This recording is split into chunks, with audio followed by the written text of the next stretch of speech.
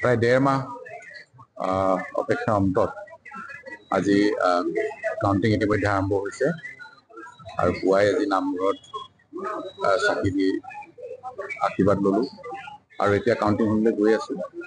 ৰাইজৰ আশীৰ্বাদ আছে, ভগৱানৰ আশীৰ্বাদ আছে।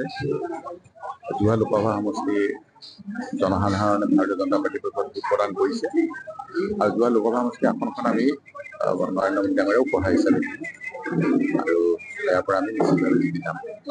কাৰণ সকলো ৰাইজেই নৰেন্দ্ৰ মোদী ডাঙৰীয়াই তৃতীয়বাৰ প্ৰধানমন্ত্ৰী হোৱাৰ স্বাৰ্থত ভোট প্ৰদান কৰিছে আৰু অসমৰ মাননীয় মুখ্যমন্ত্ৰী ডক্টৰ হিমন্ত বিশ্ব শৰ্মা ডাঙৰীয়াৰ যিটো যাত্ৰা অব্যাহত ৰখাৰ স্বাৰ্থত ভোট প্ৰদান কৰিছে। আমাৰ ভাল হ'ব।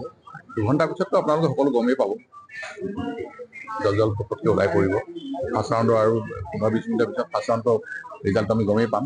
সেইখিনিকে আপোনালোকে অপেক্ষা কৰক। জনসাধাৰণৰ যিটো ৰায়, সেই ৰায়টোতো সকলোৱে মানিব লাগিব।